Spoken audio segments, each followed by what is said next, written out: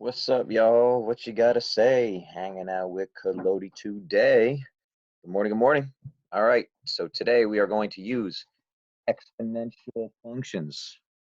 We're going to apply some real life situations to the exponential functions that we learned about yesterday. So, a new car depreciates the minute it was driven off the lot. And by the way, this is a true story, unless you have an antique car.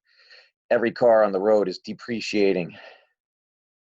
Complete the following chart and predict the value of a new car at each year after the year it is bought. Okay, is this an exponential growth or decay curve? Use your calculator if necessary. All right, yes, you will need to use calculators for this. So pause this video and get a calculator right now for the rest of this lesson if you need one. Okay, hopefully that pause is good. All right, so it doesn't explicitly tell you in a formula what's going on here, but I think you could see when it's first bought, you paid $30,000 for it. After a year, it's only worth $15,000. After 2 years, it's only worth $7,500. Can you see what's happening? Yes, the value of the car is getting cut in half as you work and work and work through this. So then you need to cut it in half again. What's half of 7,500? It is $3,750. What's half of that? $1,875. What's half of that? $937.50. And so on and so forth. $468.75. Now it gets interesting because remember, our money system only gets rounded to the nearest penny, which is 2 decimal places. So the next value would be $234.375.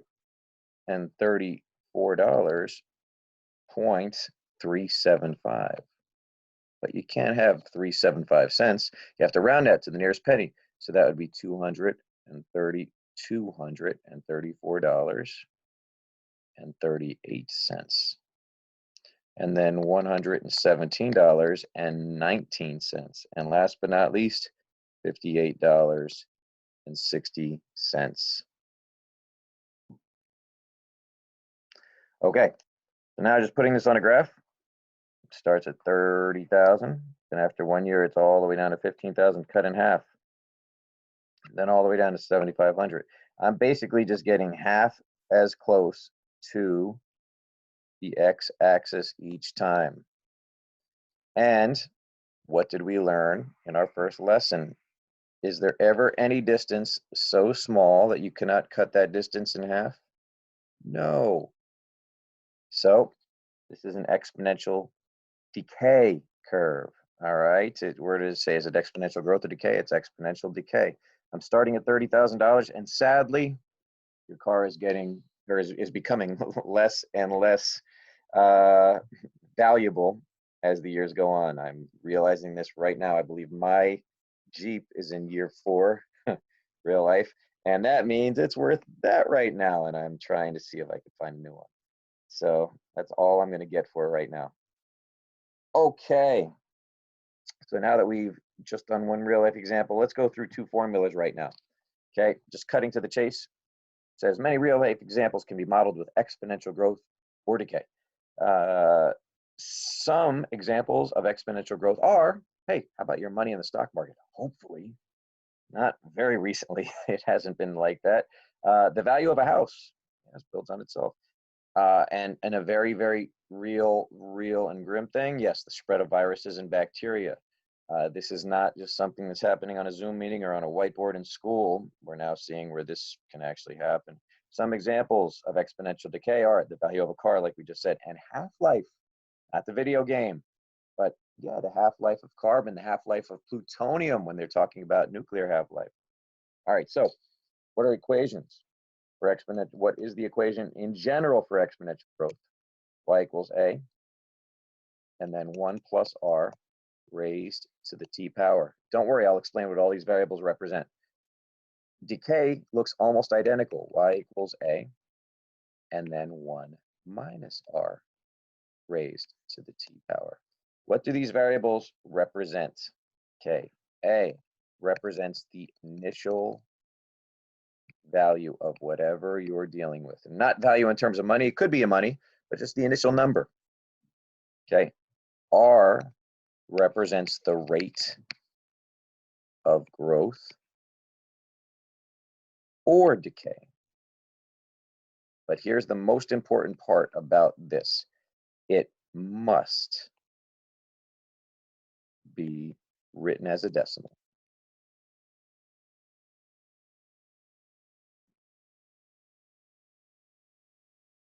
And so what do I mean by that? Side note, what if I say 50% growth or 50% decay?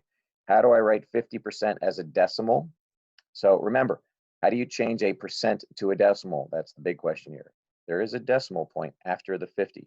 How do you change a percent to a decimal? You move that decimal point 2 units to the left. So that equals 0.5. How about 13%?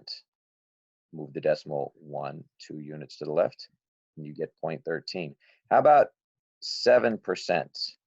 If I move this decimal point 2 units to the left, I have to fill in this open space with a 0, and that's 0.07. Sometimes the dumb way I think about percent, I take out the per and I just think cent.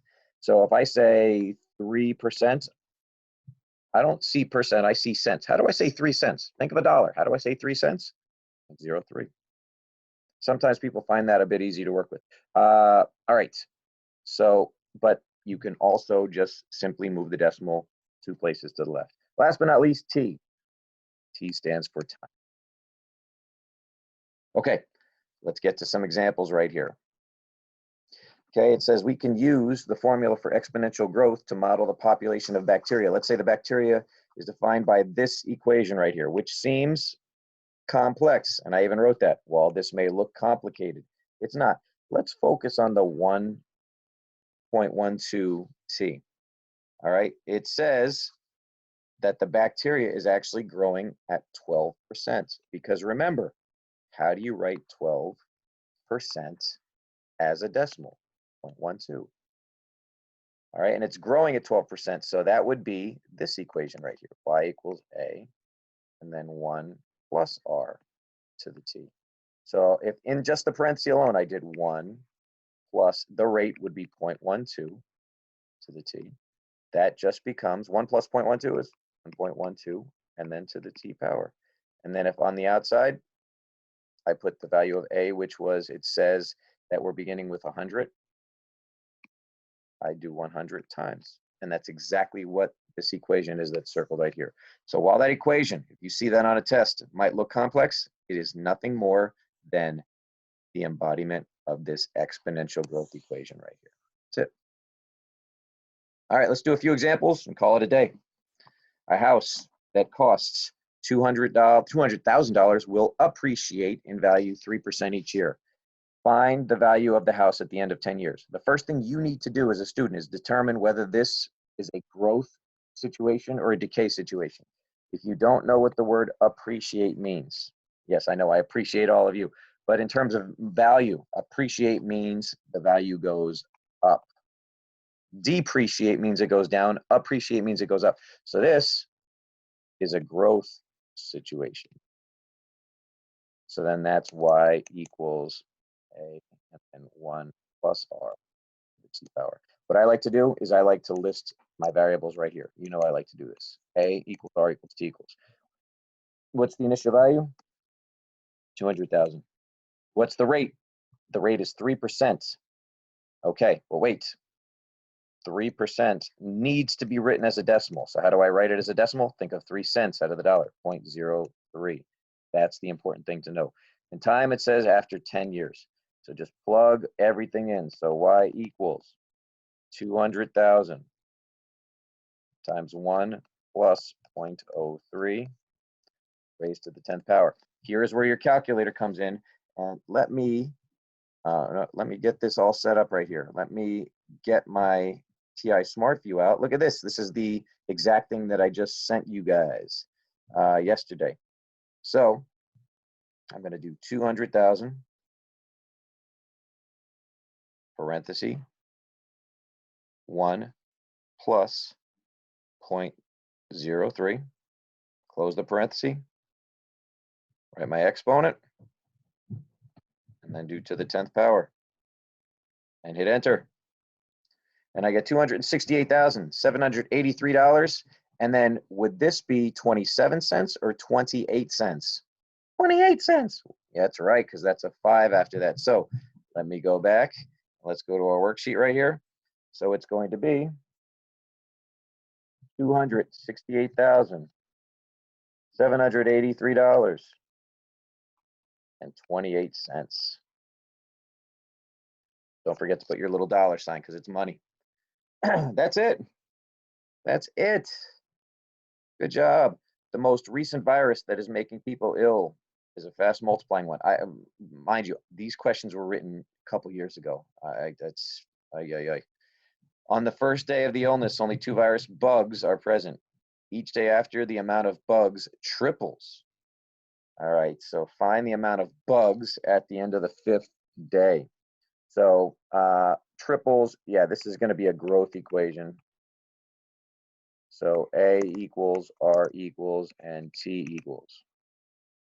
So the initial number of bugs were 2, and it triples. That's not 3%, that's actually 300%.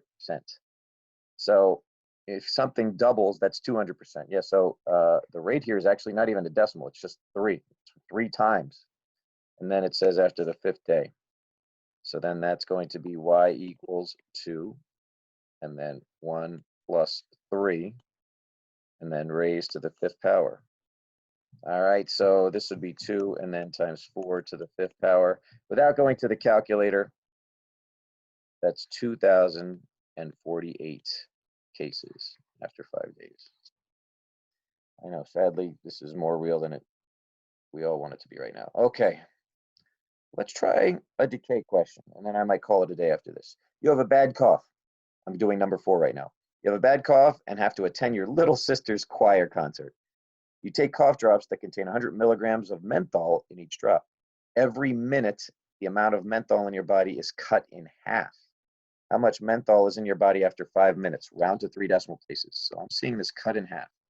So cut in half means it's getting smaller. You're slicing it in half. So this is a decay model. So let me write. So this is going to be y equals a and 1 minus r raised to the t power. So let's do a, r, and t. Here we go. What's the initial amount? The 100 milligrams. Cut in half. So we're slicing it by, how do you say half as a percentage? That's 50%. But how do you write 50% as a decimal? 0.5. And then after 5 minutes. So it's going to be y equals 100 and then 1 minus 0.5 raised to the 5th power. Let's go to our calculator. So 100 minus, oops, I'm sorry. Let's go back. How do I delete? How do I clear? Let's just clear. There we go. 100 parenthesis 1 minus 0.5 to the 5th power.